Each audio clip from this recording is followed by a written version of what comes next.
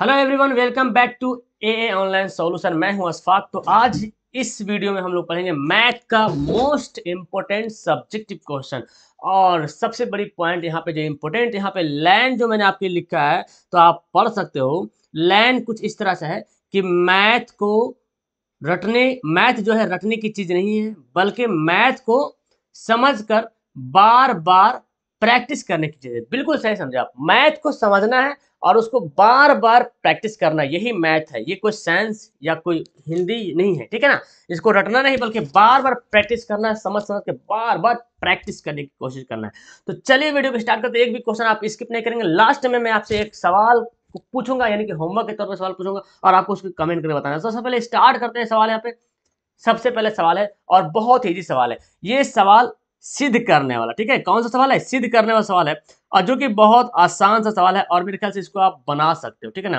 तो इसका सॉल्यूशन कुछ यहाँ पे करने वाले। देखो क्या बोलता है, सेक थीटा, यहाँ पे थीटा होगा, sec theta into cosec theta जो है वो tan theta plus cot theta के बराबर है। ये क्या करना, प्रूफ करना, ये सिद्ध करना है, ठीक है ना, प्रूफ करना है। तो चलिए इसको स्टार्ट करते हैं। प्रूफ कैसे करेंगे? देखो हम ना एल एच एस लेते हैं। देखो एल एच एस लेंगे तो आर एच एस हमारा आंसर आ जाएगा। देखो क्या है जी, sec theta into cosec theta, ठीक है। अब हमको क्या करना पड़ेगा, देखो हमको जाना है टैन और कॉट की तरफ। तो सेक का कोई फॉर्मूला है जो टैन की ओर ले जाता है या तो फिर कॉट की ओर ले जाता है। तो एक तो फॉर्मूला जानते हैं सेक का फॉर्मूला, लेकिन वो फॉर्मूला जो आप जान रहे हैं ना वो नहीं आएगा इसमें, ठीक है ना। यहाँ पे हमको कौन सा दिमाग लगाना पड़ेगा, क्योंकि यहाँ पे बीच में प्लस भी लाना है जी, बीच में प्लस भी लाना है और यहाँ पे बीच में मल्टीप्लाई है, ठीक है ना। तो हम सेक को बदलते हैं 1/cos में, ठीक है। सेक को बदलते हैं 1/cos थीटा में, ठीक है। यहाँ पे मल्टीप्लाई है। और कौशिक को बदलते 1/sin थीटा में, ठीक है ना। ये दोनों को बदल दिए।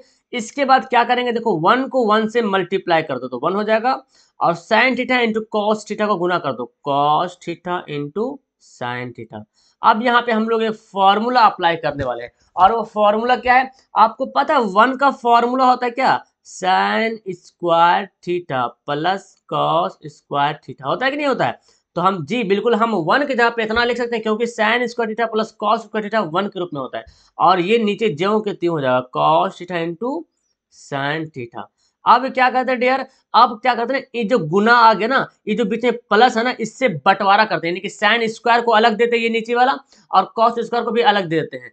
बोलता है तुम दोनों मतलब अलग अलग कर लो, ठीक है ना। तो साइन स्क्वायर थीटा हो गया, और इसको भी पड़ेगा क्या, cos theta into sine theta, दोनों भाई भाई बंटवारा हो गया। अब यहाँ पे क्या करेंगे, कॉस को कर देंगे अलग, तो कॉस स्क्वायर थीटा, और यहाँ भी आ जाएगा cos theta into sine theta. देखिए जी, अगर आप इसको रिवर्स जाते हो यानी कि पीछे बनाते हो तो कैसे बनाइएगा, आपको कॉस साइन यहाँ पे एलसीएम लेना पड़ेगा, जो कि यहाँ एलसीएम के तौर पे है, और जब इसको बनाओगे तो यही आने वाला। तो हम यहाँ पे देख रहे हैं कि पीछे कुछ इफेक्ट नहीं, कुछ असर नहीं पड़ने वाला, तो फिर डोंट वरी, टेंशन लेने की कोई बात नहीं, ठीक है। अब देखो जी, यहाँ पे साइन स्क्वायर थीटा का मतलब क्या हुआ, साइन 2 बार लिखा हुआ है, तो हम यहाँ पे 2 बार लिख देते हैं, ठीक है। Sine theta into sine theta 2 बार हो गए तो 2 बार हम भी लिखते हैं। और नीचे क्या है, cos theta into sine theta. एकदम बुधवा बुधवा लड़का भी समझ लेगा, ठीक है, टेंशन मतलब एकदम आराम से समझो। और देखो कॉस स्क्वायर को हम कैसे लिख सकते हैं बाबू, cos theta into cos theta, ठीक है ना, दिमाग से। और नीचे वाला जो cos theta into sine theta, इसको ऐसा ही लिख देंगे। यहाँ तक तो समझ में आ रही बात आपको। अब क्या करेंगे, देखो ऊपर भी साइन नीचे भी साइन, गई भैंस पानी में, ऊपर भी कॉस नीचे भी कॉस, गई भैंस पानी में। अब तो कटेगी नहीं। अब क्या बच गया मेरे पास जी, बच गया यहाँ पे देखो साइन थीटा बच गया और कॉस थीटा बच गया, ठीक है ना। प्लस, देखो प्लस आ गया बीच में क्योंकि हमको प्लस लाना भी था, और कॉस थीटा बटे में साइन थीटा हो गया। अब आपको पता है साइन बाई कॉस क्या फॉर्मूला होता है, sine theta by cos theta बराबर होता है टैन थीटा, होता है ना। और cos theta by sine theta formula होता है कॉट थीटा। तो यही तो हमको लाना था, जो कि यहाँ पे क्या हो गया, आर एच एस जो है प्रूव्ड हो गया। तो this is very very important question, और ये क्वेश्चन एग्जाम में भी आया हुआ है। सवाल देखो, त्रिकोणमिति ऐसा सवाल है ना कि इसको जितना प्रैक्टिस करोगे उतना अच्छा रहेगा। और मैथ प्रैक्टिस करने की चीज ही है यार, इसको पढ़ना नहीं है, रटना नहीं है। ऐसा नहीं कि हाँ देखे बन गया, नहीं। अगर आपको लगता है कि हाँ देखे अरे हाँ बन जाएगा, ऐसे नहीं करना। आपको रफली कम से कम बना लेना है, प्रैक्टिस जरूर कर लेना है रफली, ठीक है ना, तब आपको संतुष्टि मिलेगी, ठीक है ना। चलिए तो एक क्वेश्चन समझ में आ गया। अगला सवाल, उम्मीद करते हैं कि सवाल आपने बना दिया होगा। क्योंकि सवाल बहुत आसान सा है। चलिए जी, दूसरा सवाल यहाँ पे करते हैं, इसका सॉल्यूशन है। क्या बोलता है, 6 सेंटीमीटर त्रिज्या वाले एक वृत्त के एक त्रिज्यक खंड का क्षेत्रफल ज्ञात करना है जिसका कोण 60 डिग्री है। यानी कि 6 सेंटीमीटर वाला एक त्रिज्या है ना, तो हम यहाँ पे बनाते हैं एक त्रिज्या। ठीक है, एक त्रिज्या यहाँ पे मैंने बना लिया 6 सेंटीमीटर त्रिज्या वाला, तो 6 सेंटीमीटर ये हमारा क्या है, त्रिज्या है। और कोण कितना है जी, कोण है 60 डिग्री, यानी कि ये जो कोण है ना कितना है, ये कोण 60 डिग्री है। तो ये जो बन रहा ना, ये जो बना हमारा ये वाला, यही है त्रिज्या खंड, यही क्या है, त्रिज्या खंड है, इसी को निकालना है। तो हम यहाँ पे क्या जानते हैं कि यहाँ पे वृत्त की त्रिज्या यहाँ पे लिख लेते हैं, वृत्त की त्रिज्या क्या होता है, दिया हुआ है 6 सेंटीमीटर, और कोण भी दिया, हम कोण को यहाँ पे क्या लिखेंगे, कोण ही लिख दो, और इसके जगह हम थीटा भी लिख सकते हैं ना, कोण बोले तो थीटा, कितना दिया हुआ है, 60 डिग्री, ये तो मेरा दिया हुआ है। इसलिए अब निकालते हैं क्या, त्रिज्या खंड का क्षेत्रफल, है ना जी, यहाँ पे लिखते हैं त्रिज्या खंड का क्षेत्रफल। इसका फॉर्मूला आपको तो याद ही होगा, थीटा बट्टे 360 पाई आर स्क्वायर। ठीक है, अब थीटा का वैल्यू कितना है, 60 है, तो 60 बैठा दिया मैंने, 360, और पाई का वैल्यू कितना होता है, 22/7, और आर का वैल्यू तो दिया हुआ 6 × 6, है ना जी, आर स्क्वायर, तो 6 × 6 कर दिए, 0 0 काट दो, 6 छक 36, और 6 6 इधर से कट गया, तो कितना हो गया, देखो 22 छक 132, है ना जी, अब बटे में 7 सेंटीमीटर स्क्वायर, क्योंकि हमारा क्या निकालना था, ये त्रिज्याखंड का क्षेत्रफल निकालना, क्षेत्रफल हमेशा सेंटीमीटर स्क्वायर में आता है।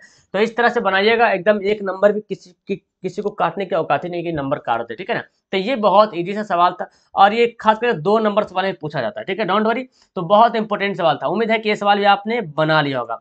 चलिए, सवाल बहुत ही मजेदार यहाँ पे है ये, तो चलिए अब इस सवाल को हल करते हैं ना, बहुत आसान सा सवाल यहाँ पे है, ये हमारा हो गया सॉल्यूशन। ठीक है, किसी शंकु के छिन्नक की त्रिज्याएं 3 सेंटीमीटर और 4 सेंटीमीटर, यानी कि शंकु के छिन्नक समझ में आता है ना, ये हमारा शंकु, ये है भाई शंकु, और यहाँ पे ऐसे मैं कर दिया। ठीक है, ये शंकु बन गया।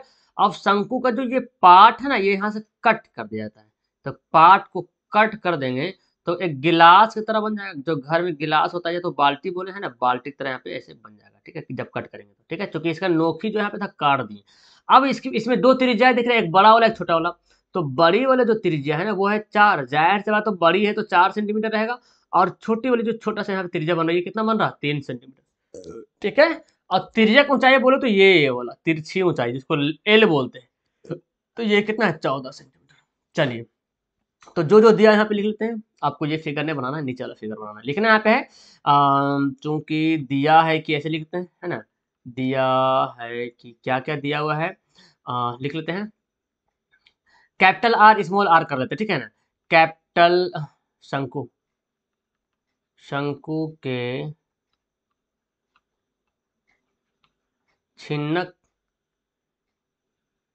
के छिन्नक की लिखते हैं। ठीक है, त्रिज्या यहाँ पे कैपिटल आर लिखते हैं, कैपिटल आर कितना हो जाएगा, 4 सेंटीमीटर, बड़ी वाली त्रिज्या है ना, और स्मॉल वाली त्रिज्या कितना हो जाएगा, 3 सेंटीमीटर। और ये जो तिर्यक ऊंचाई जो है, ये तिर्यक ऊंचाई, तिर्यक ऊंचाई, ठीक है, इसको क्या बोलते हैं, एल बोलते हैं। और तिर्यक ऊंचाई जब एल हो गया तो देखो एजी है ना, कितना दिया हुआ, 14 सेंटीमीटर। अब हमको पता है, हमको निकालना क्या है, पृष्ठीय क्षेत्रफल, इसलिए छिन्नक का पृष्ठीय क्षेत्रफल, देखो छिन्नक का पृष्ठीय और कुल पृष्ठीय क्षेत्रफल का फॉर्मूला अलग होता है। ठीक है ना, तो देखो शंकु का पृष्ठीय क्षेत्रफल क्या होता है भाई, पाई आर एल, ये होता है ना, शंकु का कुल पृष्ठीय क्षेत्रफल होता है पाई आर एल। यहाँ पे ना इसमें आर का ही खेला है, क्योंकि यहाँ पे 2 2 आर बन जा रहा, तो यहाँ पे 2 2 आर बन जा, तो हम क्या लिखेंगे, पाई एल, और यहाँ पे capital R plus small r, यही फॉर्मूला होता है, इसको याद करने का तरीका है। ठीक है ना, कि जो शंकु का जो पृष्ठीय क्षेत्रफल है उसी के आधार पे इसका पृष्ठीय क्षेत्रफल बना है। ठीक है, तो पाई का वैल्यू ले लेते हैं 22/7, और एल का वैल्यू कितना है, 14, कैपिटल आर कितना है, 4, स्मॉल आर कितना है, 3 है, बन गया आसान से। देखो आप यहाँ से काट दो, 7 दूना 14, तो 22 गुना 2 गुना कितना हो जाएगा, 7, तो 22 दूना 44 गुना 7 गुना कर दो जी, 7 चौक 28 के 8 बाकी 2, 7 चौक 28 1 29 और 30 है ना जी, 7 चौक 28 के 8 बाकी 2, 7 चौक 28 2 30, ये क्या हो गया सेंटीमीटर स्क्वायर, यही है छिन्नक के पृष्ठीय क्षेत्रफल। ठीक है ना, तो बहुत इजी सा है। यहाँ पे कैपिटल आर हमारा 4 है, स्मॉल आर यहाँ पे 3 दिया हुआ है, त्रिज्या की ऊंचाई यानी कि एल दिया हुआ 14 सेंटीमीटर। ठीक है, अब छिन्नक की त्रिज्या, छिन्नक का क्षेत्र पृष्ठीय क्षेत्रफल निकालना है, तो फॉर्मूला क्या होता है, फॉर्मूला होता है pi r, capital R plus small r into l, जो कि यहाँ पे मैंने किया है। ठीक है, और इसमें हमने सारा कुछ सेट कर दिया, 0 0 काट दिया, 6 6 36, 6 6 कटा, है ना, सॉरी ये मैं कौन सा यूज कर लिया, अच्छा ये है ना, 7 दूना 14, 22 दूना 44 हो गया, और 4 3 7 यहाँ पे गुना कर दे, 7 चौक 28, 7 चौक 28 2 30, तो हमारा आंसर क्या हो गया 308। उम्मीद है कि समझ में आ गया होगा। चलिए, ये सवाल तो खैर आप बनाए होंगे, ये सवाल ही एग्जाम में पूछा गया है कि 8 के प्रथम 15 गुंजों का योग ज्ञात करना। क्या ज्ञात करना, योग मतलब कि समझ रहे हैं ना, योग मतलब योगफल ज्ञात करना, 8 के प्रथम 15 गुंज। तो 8 के प्रथम 15 गुंज क्या होगा, 8 के प्रथम 15 गुणज, देखो जी, तो गुणज का मतलब क्या हुआ ना, वो जो पहाड़ा होता है ना, टेबल वही है। तो 8 एकम 8, 8 दूना 16, 8 तिया 24, 8 चौक 32, कहाँ तक जाएगा 15 गुणजों तक, 15 गुणजों तक, 15 तक जाएगा, यानी कि 8 का अर्ध है 80 तक नहीं है, 8 को 11 बार पढ़ो, 8 को 12 बार पढ़ो, है ना, 8 को 13 बार 14 बार 15 बार, तो वहां तक जो बनेगा ना उसका योग निकालना है। तो यहाँ पे जो एपी बन जाएगा, एपी हमारा क्या बनेगा, 8 बनेगा, 16 24 32 डॉट डॉट डॉट डॉट 15 गुणजों तक। अब देखिए इसको निकालने का बहुत आसान तरीका है जी। अब यहाँ पे देखो, यहाँ पे ए क्या, ए कितना होगा, प्रथम पद कितना दिया हुआ 8 दिया हुआ है, ए है ना प्रथम पद, और डी क्या होगा जो सार अंतर, तो 16 में से 8 घटा देते हैं, कितना आ जाएगा 8 हो जाएगा। और ये जो 15 जो दिया हुआ ना बाबू, ये एन दिया हुआ, क्या दिया हुआ है एन दिया हुआ है ना, एन दिया हुआ। अब हमको निकालना है क्या, 8 के 15 गुंजों का योग निकालना है। तो अब देखो फॉर्मूला आपको पता है, इसलिए एस एन का निकालने बोला जा रहा है, एस एन 15 तक। फॉर्मूला क्या होता है, n by 2 into 2a plus n minus 1 into D. बस यही तो फॉर्मूला, इस पे बैठा दीजिए, आंसर आ जाएगा। n का वैल्यू कितना है 15/2, और यहाँ पे 2 इंटू 8, ठीक है ना, n माइनस 1, तो n कितना है 15 है, 15 माइनस 1, और डी कितना है जी 8 है। इसी को हमको हल करना अच्छे तरीके से, ठीक है। तो यहाँ पे मैं हल कर लेता हूँ, देखो क्या है 15/2, ठीक है, और 8 दूना कितना हो गया 16 हो गया, प्लस और 15 में से 1 घटेगा तो 14 गुना 8। अब इसको तो हमको गुना करना पड़ेगा, ठीक है ना। तो 15/2 हो गया, और 16, 14 8 कितना होगा 8 चौक 32, 8 कम 8, 8 3 9, सॉरी 8 चौक 32, 8 कम 8, 8 3 11, है ना, 14 8 112, ठीक है ना, 14 8 112, 8 चौक 32, 8 कम 8, 8 3 9, ठीक है जी, 8 3 11, ठीक है। अब यहाँ पे 15/2 हो गया, इसको कर दो जोड़ दो, तो 6 2 8, और ये 1 है, ठीक है, 112 है जी, 112 मत समझ, 112 है, ठीक है। तो 6 2 8, और 6 1 7, 178, 2 से कटेगा जी, कटेगा, 2 8 16, और कितना बचा 18 ना, तो 2 9 18, ठीक है। तो हम अगर यहाँ पे इस सवाल को हल करते तो बहुत आसान से हम इसको हल कर सकते, कोई चीज कोई दिक्कत वाली तो बात यहाँ पे है नहीं, तो ठीक है ना।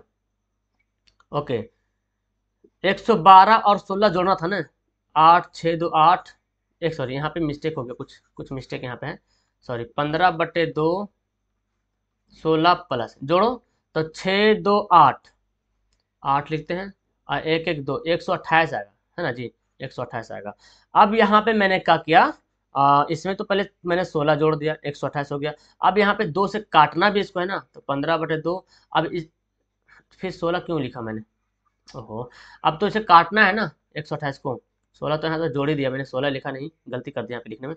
तो 2 से काट दो, 2 छक 12, और 2 चौक 8, तो कितना गया 15 गुना 64 आ गया। इसको मैंने क्या कर दिया, 2 से 128 को 2 से कर दिया डिवाइड, आ गया कितना 64, और 64 को कर दो 15 से डिवाइड, तो 9 15 से गुना कर दो तो 960, यही हमारा राइट आंसर है। ठीक है, तो ये 960 हमारा आ गया। ठीक है, इजी है, कोई दिक्कत वाली बात नहीं, क्योंकि यहाँ पे ए भी दिया हुआ है, डी भी पता चल गया, एन तो है ही है 15 गुना तक।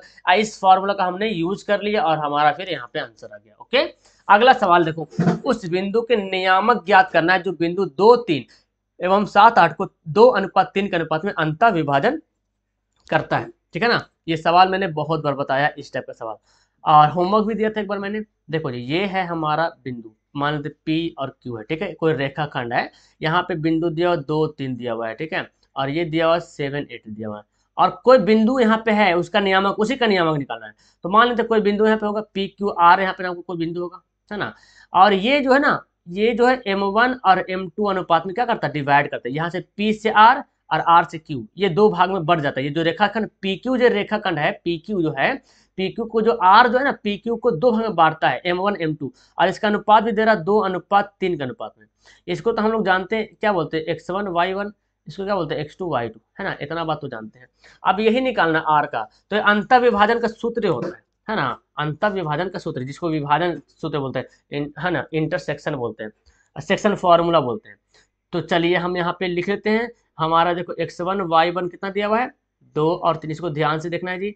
X2 और Y2 कितना दिया हुआ है, 7 और 8 दिया हुआ है जी। और यहाँ पे M1 अनुपात M2 कितना दिया हुआ है, 2:3। ठीक है, चलिए तो इसलिए लिखते हैं विभाजन सूत्र से। विभाजन सूत्र से हम लोग क्या निकालना है कि R का निर्देशांक, है ना जी, वही ना, है ना, R का निर्देशांक निकालना है जो फिगर में दिया हुआ है। तो इसका देखो फॉर्मूला क्या होता है, देखो मैंने बताया था, इस M1 को इधर से गुना करो, यानी कि M1 X2 प्लस M2 को फिर X1 से गुना कर लो, अब बटे में M1 प्लस M2। देखो इसको क्या है ना, जितना बार रिहर्सल करो उतना फायदा होगा। अब M1 को Y2 से गुना कर लो जी, M1 Y2 plus M2 Y1, और यहाँ पे क्या लिख दिया, M1 प्लस M2। ओके, ये हो गया।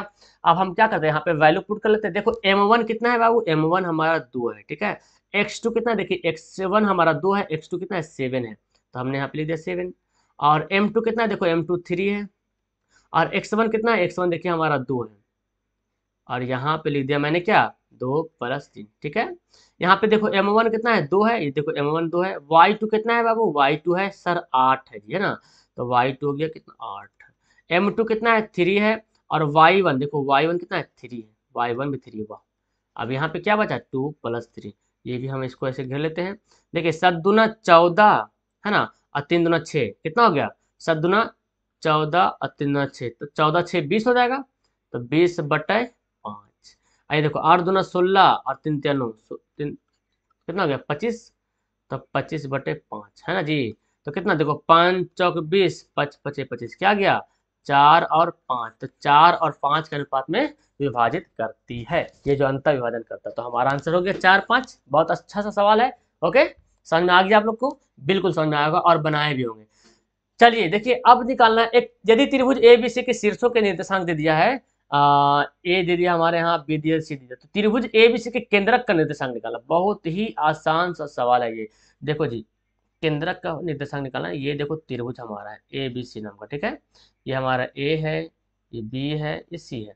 ए का निर्देशांक कितना दिया, 2 3 दिया, बी का निर्देशांक दिया 5 8 दिया, और सी का निर्देशांक दिया कितना, 2 -2। ठीक है, ठीक है ना। अब देखो हमको केंद्रक यानी कि ये निकालना है, बहुत आसान सा इसका फॉर्मूला है। हम इसको ना X1 Y1 मान लेते हैं, इसको क्या मानेंगे, X2 Y2 मानेंगे, इसको X3 Y3 मानेंगे। ठीक है, तो यहाँ पे लिख भी लेते हैं ताकि अच्छा से हो जाए। X1 Y1 माना कि, है ना, X1 Y1 कितना है, 2 3, X2 Y2 कितना है जाएगा, 5 8। ठीक है ना, X3 और Y3 कितना हो जाएगा, 2 -2। ठीक है, अब हम निकालते हैं अंतः त्रिभुज केंद्रक का निर्देशांक, है ना, केंद्रक का निर्देशांक।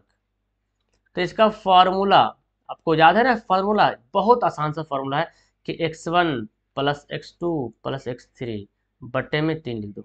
ठीक है ना, फिर Y1 plus Y2 plus Y3 बटे में 3 लिख दो, यही तो इसका फॉर्मूला है। ठीक है ना।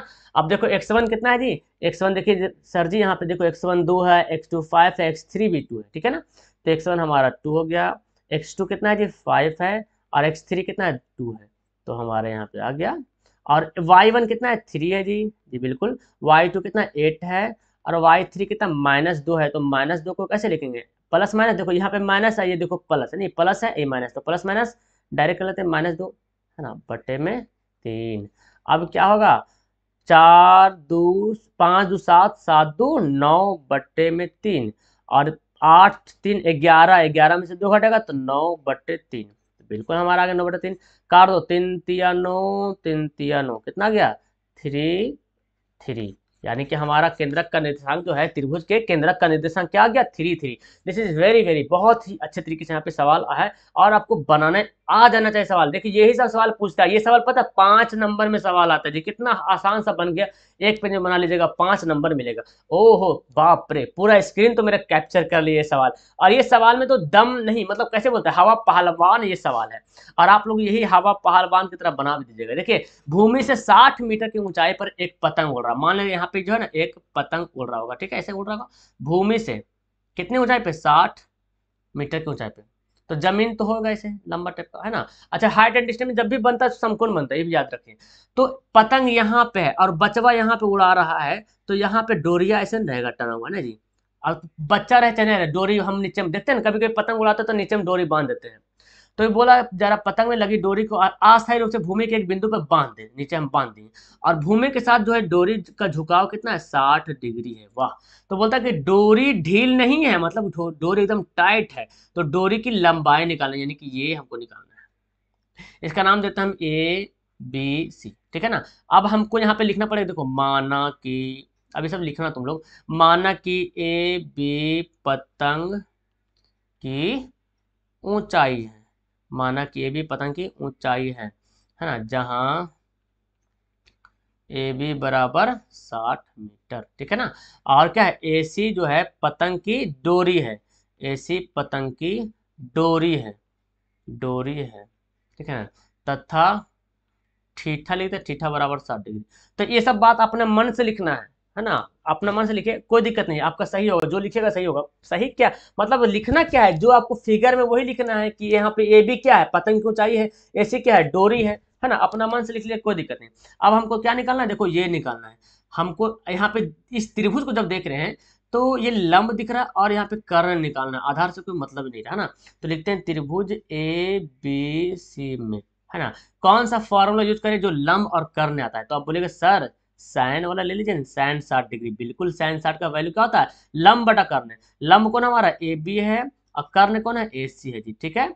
अब हमारा साइन 60 का वैल्यू तो आपको पता है √3/2, है ना, सबको पता है। और AB का वैल्यू 60, और AC का वैल्यू तो पता ही नहीं हमको, तो निकालना पड़ेगा इसका वैल्यू, ठीक है ना। तो अब यहाँ पे क्या करते हैं, देखो क्रॉस गुना कर लो, तो AC को √3 से गुना करेंगे तो क्या होगा √3AC, और 60 गुना 2 कितना हो जाएगा जी, अच्छा रहने दो 60 गुना 2, चलो ऐसे ही लिख देते, ठीक है। तो देखो AC हो जाएगा क्या, ये √3 नीचे आ जाएगा, 60 गुना 2 बटे में √3। अच्छा जब भी √3 नीचे आता है ना, तो इसको क्या करते हैं मल्टीप्लाई करते हैं, यानी कि √3 ऊपर भी और √3 नीचे भी करते हैं, यानी कि करनी करते हैं, करनी वही होता है, ठीक है ना, करनी कर लेता है। अब हमारा यहाँ पे क्या बनेगा, यहाँ पे बन जाएगा, देखो हम क्या लिखेंगे 60 गुना 2 लिख दे रहा है इसे, कोई दिक्कत नहीं, यहाँ पे √3 है, और यहाँ 3 3 से गुना किया तो √3 गुना किया 3 हो गया, देखो 3 से कटेगा है ना, कितना हो गया, कितना 60 20 दिया 60, तब 20 दूना 40 √3 है ना जी, 40 √3 सेंटीमीटर, सॉरी ये तो लंबाई है ना, 40 √3 मीटर लंबाई हो गया, ठीक है ना। तो हमारा आंसर क्या होगा 40 √3 मीटर, ओके। तो इस तरह से इस सवाल का आंसर क्या गया 40 √3 मीटर। उम्मीद है कि समझ में आया होगा। अब जो अगला मैं सवाल दे रहा हूं वो सवाल मैं नहीं बनाऊंगा बल्कि आपको बनाना पड़ेगा। तो ये है आपका होमवर्क, एक वृत्त के चतुर्थांश का क्षेत्रफल ज्ञात करना है जिसकी परिधि 22 सेंटीमीटर है। अब आपको परिधि है, अब आपको क्या निकालना चतुर्थांश, अब मैं बताऊंगा नहीं क्योंकि सवाल आपको चतुर्थांश का फॉर्मूला बताता हूँ 1/4 पाई आर स्क्वायर, ठीक है। बाकी आप लोग करना है, कैसे करना है देखता हूँ कौन बंदा एकदम अच्छे तरीके से बना के भेजता है। देखो अगर आप कमेंट में पॉसिबल अगर है लिखने का तो लिख दीजिएगा, नहीं तो आप डायरेक्ट आंसर कमेंट कर सकते हैं, कोई दिक्कत नहीं। अगर आपको पॉसिबल होता है कि लिख पाए, हम मोबाइल में टाइप करके पूरा जैसे बनाते हैं, अगर चाहते हैं तो लिख दीजिए, नहीं तो फिर ऐसे कमेंट कर दीजिए आंसर, लेकिन आंसर कमेंट कीजिए बना के जरूर, ठीक है। और अभी तक आपने वीडियो को लाइक नहीं किया तो प्लीज लाइक कर देना, और चैनल को तो सब्सक्राइब करके ऑल वाला प्ले बटन पे क्लिक कर देना, ताकि जल्दी से जब भी मैं वीडियो बनाऊं, वीडियो भेजूं, क्लास चलेगी, आपके पास नोटिफिकेशन चल जाएगा, मैसेज चल जाएगा। और हाँ, अपने दोस्तों को शेयर वेयर करना मत भूलना, ठीक है ना। फिलहाल वीडियो को लास्ट करता हूँ, कैसी लगी आपको मेरी वीडियो, ये क्लास कैसा लगा आपको पढ़ के, नीचे कमेंट जरूर करना। और आपको होमवर्क तो कमेंट करना ही, ओके। फिलहाल thanks for watching, that's all, thank you everyone, bye bye.